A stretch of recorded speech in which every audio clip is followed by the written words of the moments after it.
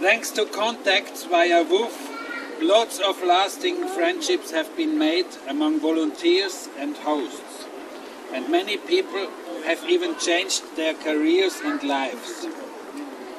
People have done WWOOFing just for curiosity, became organic consumers. Others have become farmers and WWOOF hosts themselves. And some even work today for large agricultural organizations. People from cities have moved into the country, and this not only to sleep there. WWOOF is reversing the trend. To participate in WWOOF, the volunteer sends his application and membership contribution to the local WWOOF organization, and then he receives the local list of hosts. He then contacts the hosts that look most interesting to him and tries to arrange a farm stay. Arranging a farm stay and negotiating the conditions is part of the WWOOFing experience. Usually a WWOOFer is helping 4 to 6 hours a day, but sometimes this is just not realistic. For example, when the hay has to be brought in. I still think when a WWOOFer has been working more than the usual 4 to 6 hours, that he should ask for some extra time off. Because he's not a worker, he comes to get to know the country. Because of this not very strictly defined rules, the volunteers should not only have at least average physical fitness, but also some psychological stability. Therefore, I would say that 18 years is the minimum age for a WWOOFer. The insurance that we recommend on our website requires as well a minimum age of 18 years. There is no upper age limit as long as the volunteer is fit enough. I just mentioned the word insurance. WWOOF Switzerland does not provide any insurance. The only WWOOF organizations who do provide insurance so far are Australia and Italy.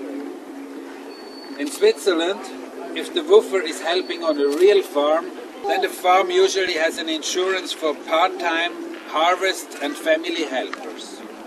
But one has to ask about it. The insurance that we recommend on the WWOOF Switzerland website has been arranged by the coordinator of WWOOF Italy.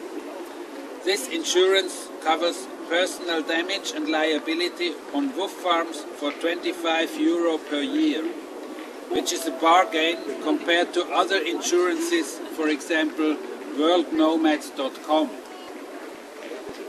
Apart from considering insurance, WWOOFers should not perform any dangerous tasks like operating machines other than a nylon string trimmer, for example.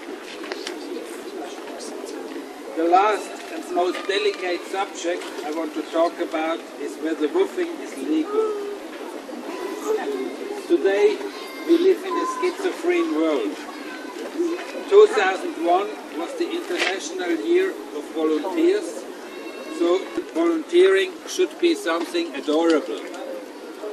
However, if you are unlucky enough, then some tax authorities could say that you are doing some work that is worth an income, and therefore you must have a work permit and pay taxes.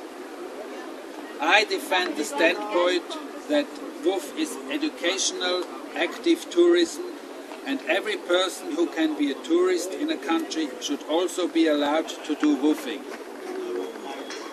I feel that this is tolerated as long as no problems arise. But in Switzerland it is not official. There are only a few countries where WWOOFing is officially recognized. At the moment those are Australia and Canada. But Canada has a history of denying entry to travelers who said they were going to do WWOOFing. So I better would just not mention WWOOF when entering any country. Telling this, I am not saying that one should not respect the immigration rules of any country. I just think it should be possible to do WWOOFing as a tourist. Whether WWOOFing is acceptable or not in any country can change as fast as politics are changing. I feel Australia and Canada have recognized that WWOOFing creates quite a bit of tourism in rural areas and that this is good for the economy. Because of the grey status of a foreign WWOOFer in Switzerland, there are some farms who will only accept Swiss volunteers. Others say they have to be at least from the European community, and there are also others who are more flexible. I think the number of Swiss volunteers WWOOFing abroad and the number of foreigners WWOOFing in Switzerland are about the same. Many Swiss who have been WWOOFing in other countries, mainly for cultural exchange reasons, when they were traveling, are becoming local WWOOFers when they are at home again. Can I ask a question? Yes. What are the numbers? You said it's about the same numbers of Swiss versus foreigners coming in. What numbers? Well, roughly? we have about 200 WWOOFers in a year in Switzerland, and maybe a bit more than 100 are foreigners, I think. But I think that maybe there's even more Swiss going to Australia and New Zealand because those are really trend countries for WWOOFing. The main objective of WWOOF is helping the organic farms in exchange for practical knowledge about organic farming. Therefore, WWOOF Switzerland is trying to accept only volunteers that will not be a burden for a farm. This is one of the reasons why I ask every candidate for a short letter explaining why he or she wants to become an unpaid volunteer. As I have set it up for WWOOF Switzerland, the farms do maybe not get as many WWOOFers as possible, but the ones they get are usually quite pleasant. And they are genuine volunteers, not just people looking for work. To me, this is important because I want that the farms have a good opinion about WWOOF volunteers, so that they remain listed in the WWOOF directory, happy to receive more volunteers. Now comes my commercial part of my talk. I have brought some information that you can take with you. There are WWOOF Switzerland leaflets. This is the WWOOF Switzerland leaflet. And then I also have printed some information from 2 internet sites. And you can find lots of information in the internet yourself if you search for WWOOF. Then I have brought farm lists of WWOOF Switzerland. A volunteer sends his application and 20 Swiss francs contribution and gets his personalized list with his number and name in it. I think for a WWOOFer a printed list is still the most convenient form. Also other WWOOF organizations, for example Sweden, they have totally internet-based directories.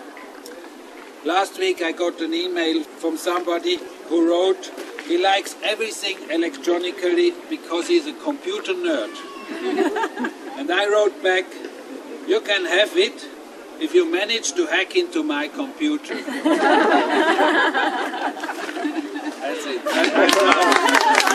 And next is Allery, who is a WWOOFer. She has been on a WWOOF farm in Switzerland and she will tell a little bit about